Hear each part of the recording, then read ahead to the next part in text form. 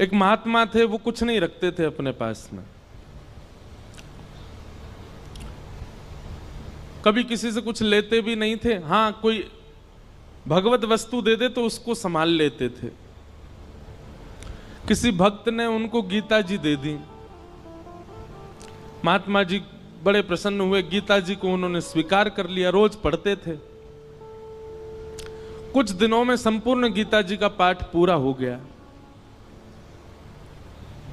तभी एक व्यक्ति, उसके अंदर वैराग्य जाग गया था, वो महात्मा जी के पास आया, बोले मुझे अपनी सेवा में रख लीजिए।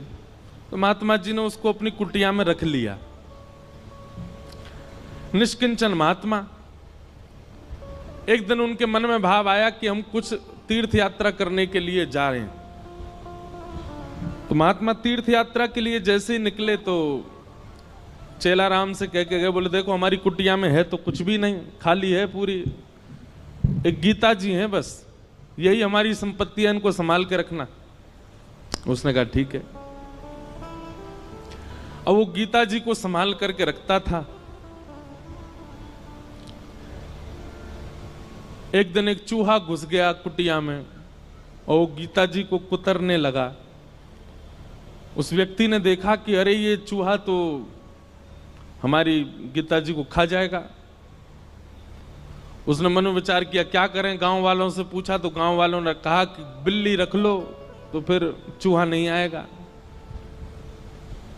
तो वो कुटिया में बिल्ली ले आए कि बिल्ली के डर से चूहा नहीं आएगा। कुछ दिन तो चूहे नहीं आए, लेकिन बिल्ली बेचारी पतली दुबली होने लग गई, उसको भोजन पानी मिलता नहीं था, सूखने लग गई। व्यक्ति को बड़ी चिंता हुई, उसने गांव वालों से कहा, बोले हमारी बिल्ली तो पतली हो गई, अब क्या करें? बोले इसको दूध पिलाना पड़ेगा तब हिष्ट पुष्ट होगी। तो क्या करें उसके लिए? बोले गैया रख लो। कुछ दिन तो किसी भगत के यहां से दूध आ जाता था, लेकिन कुछ दिन बाद एक गैया और रख ली। अब गैया का दूध उसको बिल्ली को पिलाने लगे। अब महाराज गैया पतली दुबली होने लग गई। अब बोले अब क्या करें? बोले इसके लिए तो भैया फिर एक जो है इसको चारा खिलाना पड़ेगा, इसको भूसा खिलाना पड़ेगा, इसकी सानी करनी पड़ेगी, तब जाकर के सब चलेगा। मन में विचार करने लगे बड़ा दिक्कत वाला काम है, अब उसके लिए क्या करें? तो बोले एक काम करो, एक दासी रख लो, वही घर को संभाल लिया करेगी, वही गैया की सेवा कर दिया करेगी, दूध निकाल के आपको भी पिला देगी, बिल्ली को भी पिला देगी। वो ठीक है, दासी रख ली। दासी से प्रेम हो गया तो उससे ब्याह हो गया। ब्याह होने के बाद में 3-4 बालक हो गए। कुछ महीनों बाद, साल बाद महात्मा लौट करके आए। महात्मा जी ने अपनी कुटिया में जीवन में कुछ नहीं रखा, केवल गीता जी रखी थी। आज जब लौट करके आए तो क्या देखा? बच्चे खेल रहे हैं, गैया बंधी हुई है, बिल्ली और बिल्ली के बालक भी डोल रहे हैं वहां पे। और वो जो सेवक था वो अब मोटा ताजा हो गया है और वहां बैठा रोटी पा रहा है, पत्नी भोजन बना रही है। बोले चेलाराम, अरे गुरुजी गुरुजी गुरुजी आओ आओ, प्रणाम श्री चरणों में। ये सब क्या किया बेटा तुमने? मैं कुटिया दे के गया था तुमको, एक गीता जी दे के गया था, ये सब तुमने क्या इतना विस्तार कैसे कर दिया? बोले गुरुजी सब गीता जी ने ही करवाया, गीता जी की कृपा से ही सब वैभव बना है मेरा। क्यों, तुमने पाठ किया था क्या? 18 अध्यायों का पाठ किया था? अरे पाठ नहीं किया मैंने, 18 अध्याय देख लिए।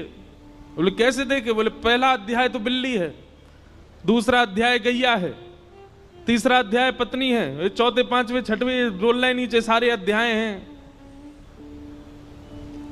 गुरुजी समझ गए। बोले गीता जी केवल रखी थी, पढ़ी नहीं थी, पढ़ी होती तो इतना विस्तार नहीं होता।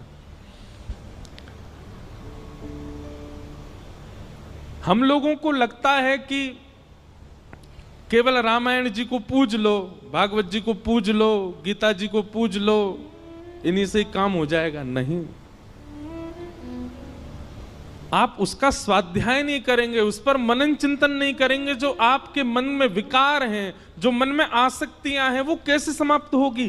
पैरासीटामोल घर में रखने से बुखार थोड़ी उतरेगा, उसको पाना पड़ेगा। अदरक घर में रखने से गला ठीक थोड़ी हो जाएगा, उसको कूट के उसका रस लेना पड़ेगा।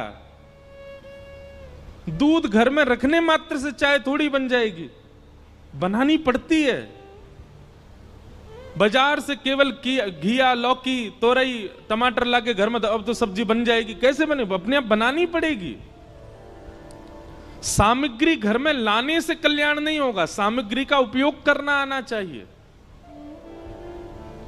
ये भ्रांति फैला दी है हमारे भारत में। मैं अधिकतर जाता हूं इंटरव्यूज में, मुझसे यही पूछा जाता है कि महाभारत जी रखने से लड़ाई होती है घर में। अरे किसने कह दी ये बात? और एक बात सुनिए, आप महाभारत घर में नहीं रखते तो कम लड़ाइयां हो रही हैं आपकी। महाभारत ने तो युद्ध को विश्राम किया है। हमारे शास्त्र कहते हैं यन्ने भारत तन्ने भारत।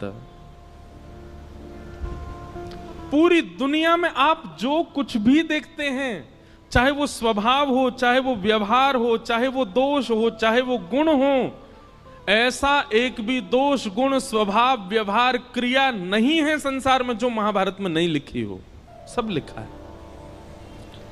कई ऐसे व्यवहार हैं जिनका अभी तक प्रादुर्भाव नहीं हुआ, वो हमारे बच्चे, उनके बच्चे देखेंगे। जैसे हमारे दादा परदादाओं ने आज का युग का जो व्यवहार है ये नहीं देखा था। अब कई कई नए नए व्यवहार आविष्कृत हो रहे हैं ना, जैसे जैसे कलयुग आगे बढ़ रहा है। सब लिखा है महाभारत में। और जो महाभारत में नहीं लिखा, हमारे संत जन कहते हैं वो दुनिया में आपको कहीं देखने को मिलेगा ही नहीं। सब कुछ है महाभारत में। महाभारत का छोटा सा अंश है भगवत गीता, जिसने पूरे विश्व को ज्ञान दे दिया। समझो महाभारत कैसा होगा।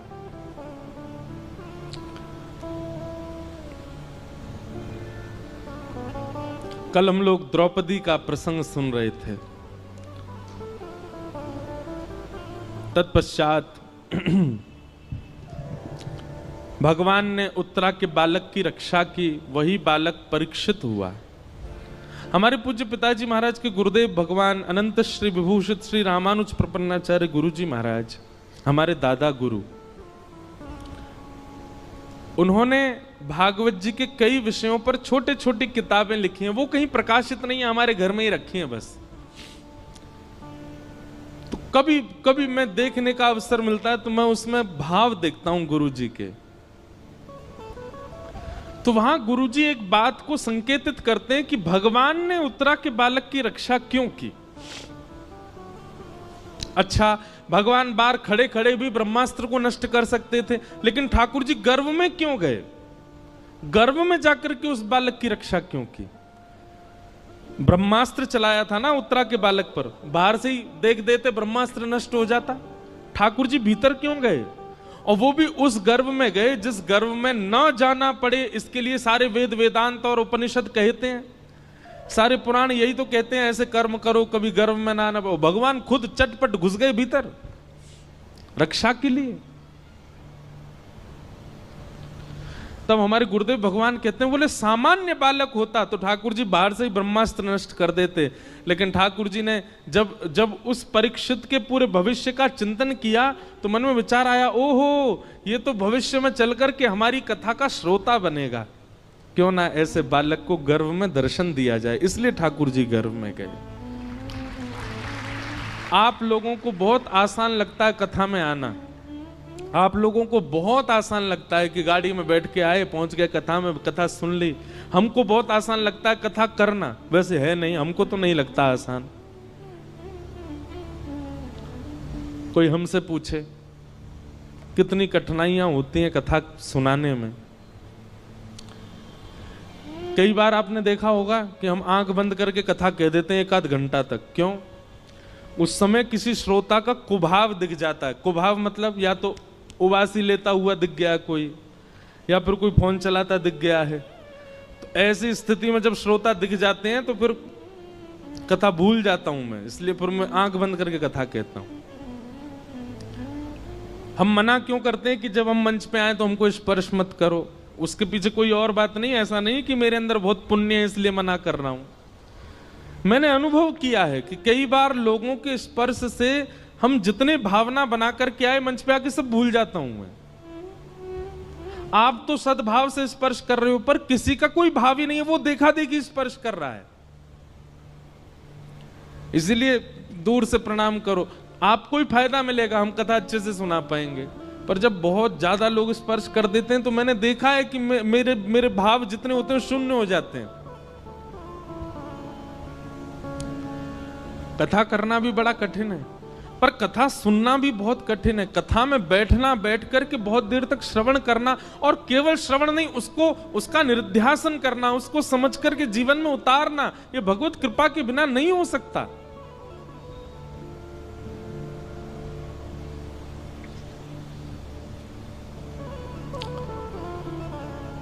कथा का श्रोता होना सामान्य बात नहीं है।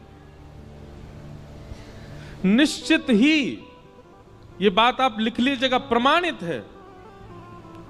अगर कोई व्यक्ति अपने जीवन में कथा से लगाव करता है, कथा श्रवण कर रहा है, उसने कभी ना कभी ठाकुर जी को देखा है, उसने दर्शन किया है ठाकुर जी का, इसीलिए उसकी रुचि बढ़ रही है।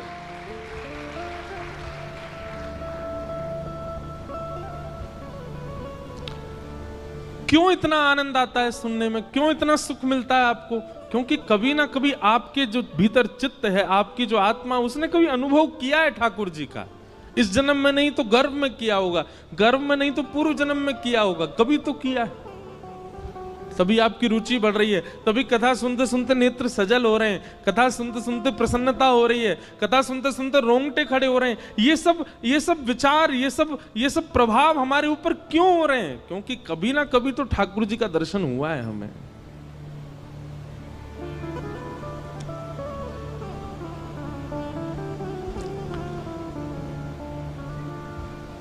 कुंती ने भगवान की स्तुति गाई, तत्पश्चात भीष्म पितामह ने भगवान की स्तुति गाई, और फिर भगवान द्वारिका प्रस्थान कर गए।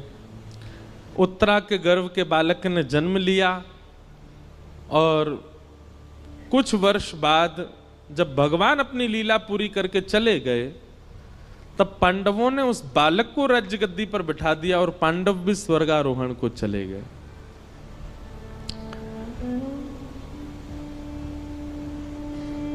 परीक्षित धीरे धीरे बड़े हुए, उनका विवाह हुआ, जन्मेजय आदि पुत्र हुए। अब यहां पर एक बहुत बहुत अच्छी बात है, पता है, बटुक जी भी बैठे हैं, कई सारे विद्वान भी बैठे हैं।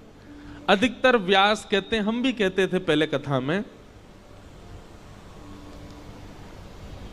कि कलयुग को 5 स्थान दिए, और उन 5 स्थानों में एक स्थान जात रूप मदात प्रभो सोने में निवास दिया। अभी हम इसका विस्तार करेंगे, बस कुछ व्यास बैठे हैं सन्मुख, उनको बता रहे हैं। और उसके बाद परीक्षित ने आकर के मुकुट पहन लिया, जिसकी वजह से उनके मस्तिष्क में कलयुग प्रविष्ट हो गया। पर यह कथा भागवत में लिखी नहीं है। परीक्षित जी ने कोई मुकुट नहीं धारण किया, बल्कि श्रीमद् भागवत जी में तो स्पष्ट ऐसा लिखा है कि जब तक परीक्षित जी पृथ्वी पर थे, कलयुग थर-थर कांपता था। कलयुग ने अपना प्रभाव डाला ही नहीं कहीं पर भी। तो फिर कहते हैं, फिर परीक्षित की मति कैसे बिगड़ी? उन्होंने एक संत का अपमान कैसे कर दिया? तो यहां भाव बताया गया, क्षुधा, भूख। इतनी भूख लगी थी उनको, इतनी प्यास लगी थी कि भोजन और प्यास का मारा व्यक्ति कुछ भी कर सकता है। इसलिए व्यक्ति को अत्यंत भूखा भी नहीं रहना चाहिए, क्योंकि अत्यंत भूख जो होती है, कलयुग उस पर भी प्रभाव डाल करके उससे गलत करवा देता है।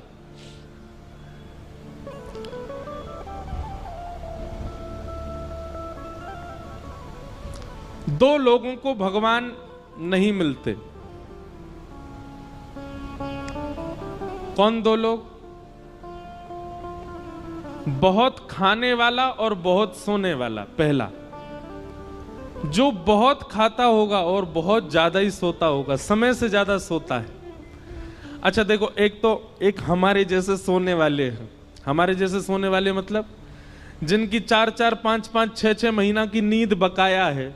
कभी कभी नींद आती है तो खूब देर तक सो लेते हैं, पर कभी कभी सो पाते हम। लेकिन एक व्यक्ति करता धरता कुछ नहीं है, पूरे दिन पड़ा रहता है बस, फिर भी उसको इतनी नींद आती है कि रात में सोता है, सवेरे उठता है 10-11 बजे। कोई परिश्रम नहीं करता, कहीं बाहर जाने का उसका काम नहीं, घर में पड़ा रहेगा पूरे दिन, और फिर भी उसको इतनी नींद आती है कि 7-8 घंटे सोता है। ऐसे व्यक्ति को ठाकुर जी नहीं मिलते, जो पारिश्रमिक नहीं है, परिश्रमी नहीं है और फिर भी सोता है। और दूसरा, बहुत खाने वाला। इसमें भी यही बात आएगी, जो बहुत परिश्रम नहीं करता है लेकिन खाता बहुत है, बहुत खाता है, अधिक मात्रा, भूख से अधिक खाता है। ऐसे व्यक्ति को ठाकुर जी नहीं मिलेंगे। पहला व्यक्ति बहुत सोने वाला, बहुत खाने वाला। और दूसरा व्यक्ति बहुत कम सोने वाला और बहुत ही कम खाने वाला, उसको भी ठाकुर जी नहीं मिलते। क्यों? इसके प्रति ठाकुर जी विचार, पहले वाले के प्रति तो विचार करते हैं, ये मेरी थाली उखा जाएगो और ये सोता ही रहेगो, मोते कब खेलेगो, मेरे संग कब रहेगो, इसलिए ठाकुर जी उसको नहीं मिलते। और दूसरे वाले के प्रति ठाकुर जी विचार करते हैं, जे खुद ना खावे मुंह का खवावेगो, ये खुद ही भूखो रहे मुंह का खवावेगो। और दूसरी बात ठाकुर जी सोचते हैं, खुद सोवे ना है मुंह भी ना सोन देगो, पूरे दिन जगो रहे तो मुंह परेशान करेगो। हमारे ब्रज के संत कहते हैं, बहुत कम खाना और बहुत कम सोना, बहुत ज्यादा खाना और बहुत ज्यादा सोना, दोनों ही भगवत मिलन में बाधा हैं।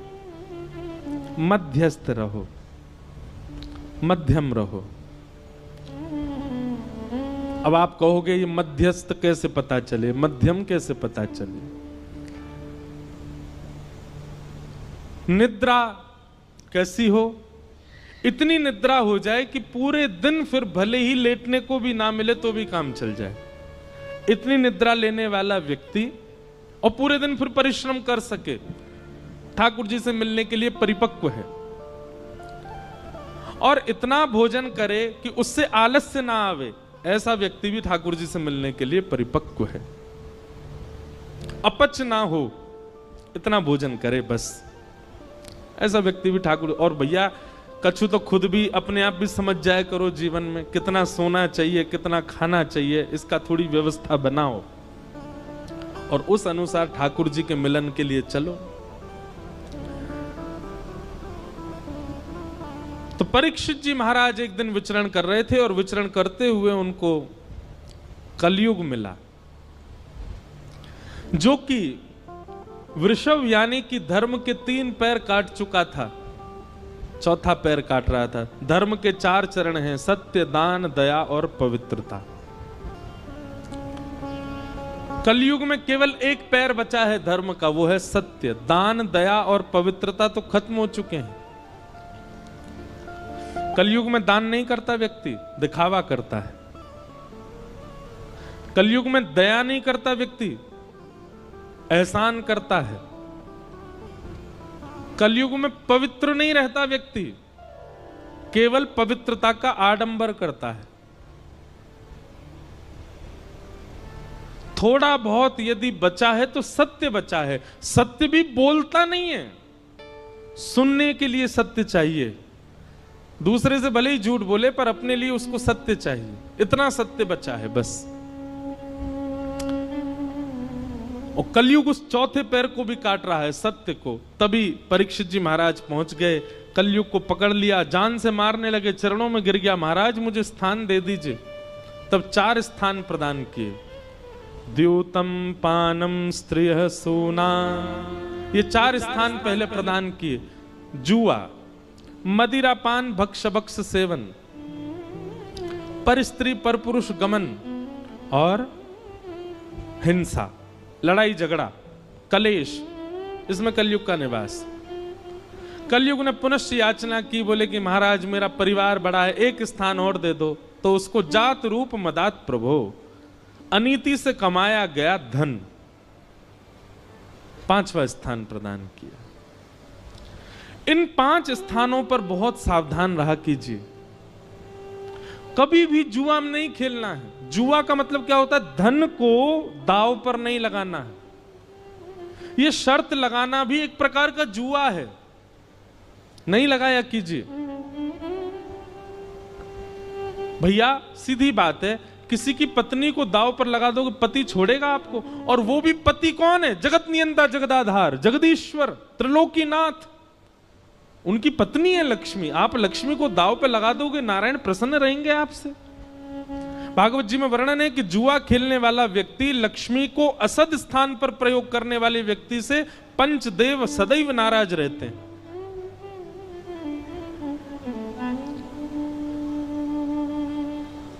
कई बार हमने देखा कि जुआ खेलने वाले व्यक्ति प्रारंभिक स्थिति में बहुत धन कमा लेते हैं, बहुत ऐश्वर्य भोग लेते हैं, सब सुख संपत्ति होती है। एक बात याद रखिएगा बंधुओं, बहुत ध्यानपूर्वक सुनो। असद क्रिया करने वाला व्यक्ति, बहुत ध्यान से सुनिएगा, असद क्रिया करने वाला व्यक्ति दूषित क्रिया करने वाले व्यक्ति के लिए एक निधान बनाते हैं भगवान। क्या? जैसे भगवान दिखते हैं कि गलत कर रहा है, तो उसके इस जन्म के एवं उसके आगामी जितने जन्म हैं एवं पूर्व के जन्मों के जितने भी पुण्य हैं, जितने भी सुख हैं, जितनी भी समृद्धियां हैं, सब एक साथ ठाकुर जी उसको देख करके भुगवाते हैं। जल्दी इसका कोटा खत्म करो, जल्दी जल्दी इसको खवाओ। समझ में आई बात? थोड़ा और समझो। मान लीजिए कोई व्यक्ति है और वो गलत काम करता है, पाप करता है, वो सब क्रिया करता है जो वेद विरुद्ध है। ठाकुर जी एक आध बार तो प्रयास करते हैं कि सुधर जाए, लेकिन वो एक आध बार में भी जब नहीं सुधरता है तो ठाकुर जी कहते हैं ठीक है, तो अब इसका स्वभाव बन ही चुका है, इसको पाप करना ही है, इसको गलत करना ही है, तो फिर इसके जन्म में, इसके जीवन में जितने भी सुख समृद्धियां आने वाली हैं, एक संग सब इसके जीवन में दे दो। उसके पास धन भी आ जाएगा, उसके पास संपत्ति भी आ जाएगी, वो जो चाहेगा उसको मिलने लग जाएगा। लेकिन वो यह नहीं समझ पाता है कि मेरा खाता खत्म किया जा रहा है जल्दी जल्दी। एक साथ सब भुगवा करके फिर ठाकुर जी उसको ऐसा गिरते हैं, ऐसा गिरते हैं, जैसे उसका शून्य हो जाता है खाता, फिर वो जीवन में उठ नहीं पाता। इस जीवन में नहीं, कितने जन्मों तक नहीं उठ पाता। और भक्ति करने वाले के साथ उल्टा होता है। जैसे ठाकुर जी देखते हैं तिलक लगाने लग गया, कंठी पहनता है, माला जप करता है, नित्य हरिनाम संकीर्तन करता है, कथा श्रवण करता है, तो ठाकुर जी कहते हैं इसके जीवन में जितने दुख आने वाले हैं, इसके अनेक जन्मों में जितने दुख आने वाले, सब भुगवा के इसके सारे खाते खत्म करो दुख के। और एक साथ ठाकुर जी भुगवा भुगवा करके सब नष्ट कर देते हैं, शून्य कर देते हैं। और जैसे ही उसका खाता शून्य होता है, ठाकुर जी आकर के उसको हृदय से लगा लेते हैं। कभी कभी बंधुओं एक बात कहे हम, कभी कभी आप जो चाहते हो वो होने लग जाता है, सब कुछ बहुत अच्छा अच्छा चल रहा है, और इसके बदले में आप ये भी जानते हो कि आप पाप करते हो, आप वो सब क्रिया करते हो जो वेद विरुद्ध है, जो शास्त्र विरुद्ध है, और फिर भी आपके साथ सब कुछ अच्छा अच्छा होता है, तो संकेत समझ लेना खाता खत्म किया जा रहा है अच्छाई का। और जिस दिन कंठी माला पहनो, तिलक धारण करो, गुरु मंत्र ले लो, नाम जप करना प्रारंभ कर दो, तैयार हो जाना। अब ठाकुर जी हमारे बुराई के, हमारे जीवन के आने वाले दुखों के, कष्टों के, आर्तों के जितने भी विपत्तियां हैं सब अब भेजेंगे। हमको उसको निवृत्त करना, उससे नष्ट करना, उससे निकलना है, घबराना नहीं है।